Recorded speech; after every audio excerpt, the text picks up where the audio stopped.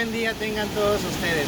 Es para nosotros un gusto saludarles desde este bello lugar, Tambaque, San Luis Potosí. Hoy damos la más cordial bienvenida a cada uno de ustedes a esto que es el segundo foro de temas avanzados en materia educativa.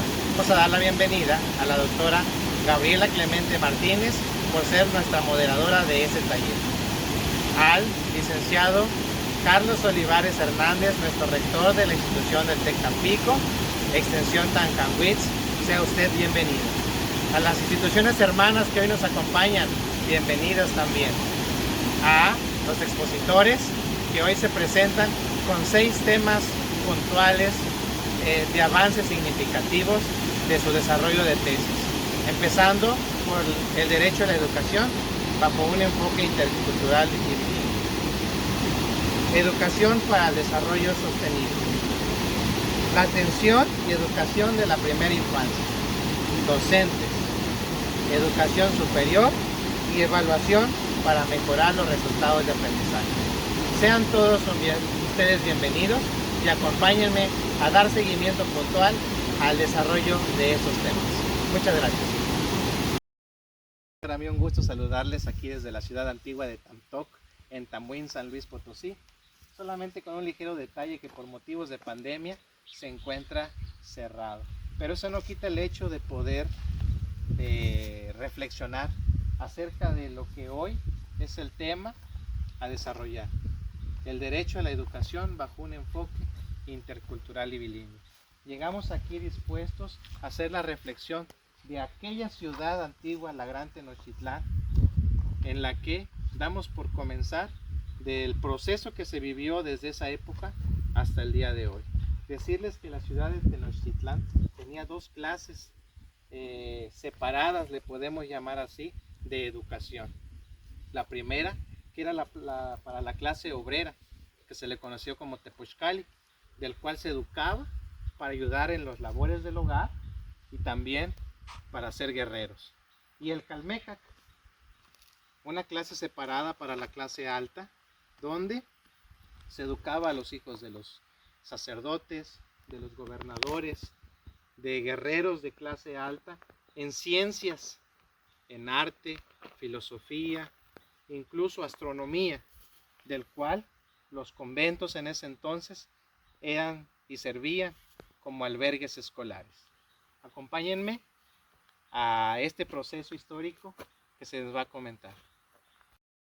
De 1523, donde los aztecas, confundidos con la antigua profecía de la segunda venida de Quetzalcóatl, recibieron con los brazos abiertos a aquellos hombres de metal comandados por Hernán Cortés.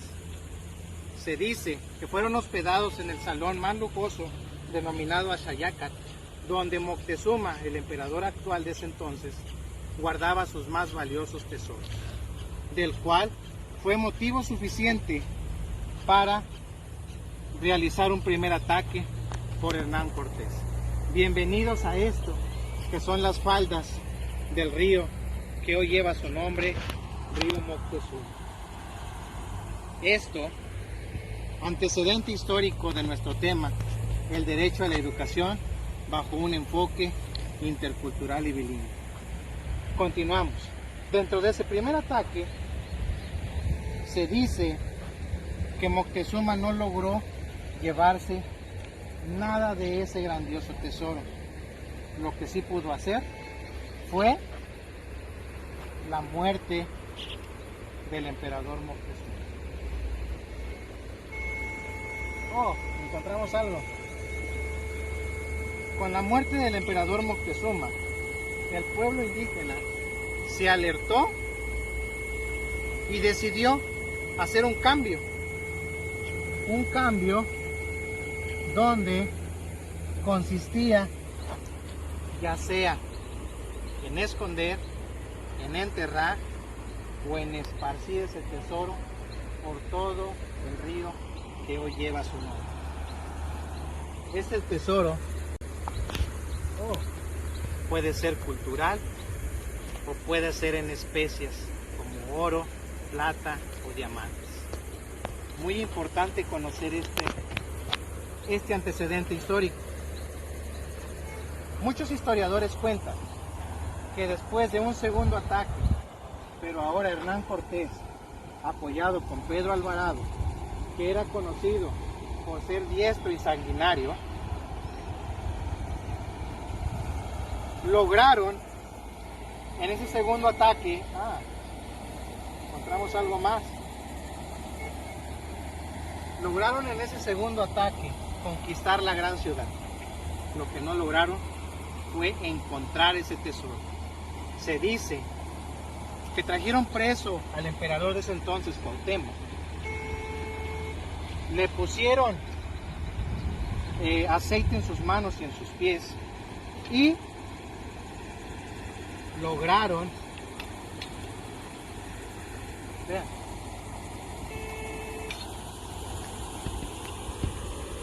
que dicho emperador hablara y que dijera dónde estaba el tesoro. El emperador lo único que dijo fue: lo tiramos, lo esparcimos por el río, fue movido o enterrado. Hasta la fecha no se sabe qué contenía ese tesoro, pero lo que sí se sabe es que ese tesoro va a contener riqueza cultural. Continuamos.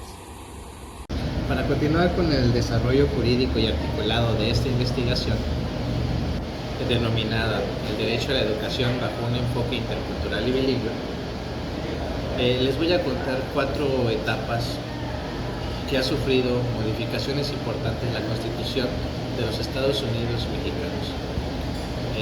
Pasando la independencia de México a la muerte de Miguel Hidalgo, el general José María Morelos y Pavón asume el cargo y bien desarrolla el título denominado Sentimientos de la Nación, que en 1814 pasaría a ser la Constitución de Apatzingán.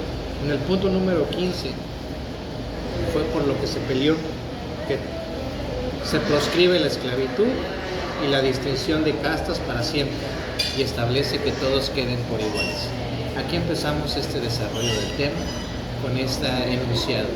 Posteriormente, en la Constitución de 1857, antes la ley Lerdo, las leyes de reforma, al mando del licenciado Benito Juárez, en 1857 la Constitución aplica ya en el artículo 3 que toda enseñanza es libre. El artículo 4 que todo hombre es libre para abrazar la profesión que desee. Después, en una tercera etapa, en 1917, durante el gobierno de Venustiano Carranza, el artículo 3 se reforma, donde dice que la enseñanza es libre, pero también que será laica. ¿Cómo olvidar la cuarta etapa? En aquel 15 de mayo de 2019, estando el licenciado Andrés Manuel López Obrador como presidente, donde deroga la reforma educativa, pero también agrega en el artículo 3 que toda persona tiene derecho a la educación. El Estado, Federación, impartirán y garantizarán la educación en el nivel inicial, preescolar, primaria, secundaria, media superior y superior. Pero nosotros estamos buscando un enfoque intercultural y bilingüe. Mismo artículo 3, pero en su fracción 2, inciso E, que dice: en los pueblos y comunidades indígenas se impartirá educación plurilingüe e intercultural basada en el respeto. La fracción 2, inciso G, dice: será intercultural al promover una convivencia armónica entre personas y comunidades para el respeto y reconocimiento de sus diferencias y de sus derechos. Es aquí como comenzamos esta parte articulada del desarrollo de nuestro tema. Nos encontramos ahora en la Escuela Normal de la Huasteca Potosina, en Las Armas, Tancanwitz, San Luis Potosí. Les comento rapidito, el estado se divide en 3 regiones culturales: Huasteca Norte, que es hablante Tenec; Huasteca Sur, hablante náhuatl; y zona media, Xiyul. Hoy, acompáñenme a descubrir cómo la Constitución Política del Estado Libre y Soberano de San Luis Potosí hace que esta gran institución sea partícipe de elementos fundamentales en la educación. Les comentaba, la Constitución del Estado Libre y Soberano de San Luis Potosí es muy interna, proveniente de la Constitución Política de los Estados Unidos Mexicanos, solo que esto se basa en el estado de San Luis Potosí. Dicha Constitución dice que en el artículo 9, en el estado de San Luis Potosí, tiene una composición pluricultural, pluriétnica y multilingüística. Le da sustento a 3 culturas muy importantes, que es la Tenec, la Náhuatl y el Xiyuy. También nos dice en su base primera que queda prohibida toda discriminación a estas culturas. Si bien esta Constitución da parte al decreto 239, y el decreto 239 habla sobre la Ley de Educación en el estado de San Luis Potosí, el cual en su artículo 35, párrafo 1, 2 y 3, nos dice que esta educación que se imparta en el estado de San Luis Potosí deberá ser una educación bilingüe e intercultural. ¿Qué entendemos por educación bilingüe? Bueno, pues es la educación que se imparte a los educandos de una segunda lengua aparte del español. ¿Qué se entiende por educación intercultural? Bueno, es la convivencia armónica entre la cultura indígena y la cultura nacional. También, ¿quiénes conforman a la educación indígena en el estado? Bueno, la conforma la educación inicial, la educación preescolar y la educación primaria y secundaria, pero bajo un enfoque intercultural y bilingüe, en una segunda parte de acuerdo al presupuesto autorizado, la educación media superior y, como vemos aquí, la educación superior. Bien, otorgando educación bilingüe e intercultural. De acuerdo a esta ley de educación, se crea la Ley de Derechos Lingüísticos, de cual el artículo 11 dice que las autoridades educativas federales tienen la obligación y garantizarán a la población indígena que tenga derecho a esta educación. Y como parteaguas, en la Declaración Universal de los Derechos Humanos, nos dice que en el artículo 7, que todos somos iguales ante la ley, sin distinción, sin discriminación. Entonces, es aquí donde se hace la reflexión. Que no se pierda la identidad ni todo este sustento jurídico que hoy tenemos, que nos sirva de motivación para gestionar todavía más este proceso que nos hace falta en la educación. Agradezco a cada uno de ustedes por haberme acompañado en este proceso de transición para el desarrollo de este tema. Hemos reforzado y reflexionado sobre la vida de los antiguos pobladores, también las reformas a la Constitución, el apego a la Constitución de acuerdo a nuestra Constitución del Estado Libre y Soberano de San Luis Potosí, y como cereza del pastel, los derechos humanos universales. Es así como doy por concluido el tema, el derecho y la educación bajo un enfoque intercultural y bilingüe, y doy entrada así al siguiente tema, educación para el desarrollo sostenible. Muchas gracias por acompañarnos.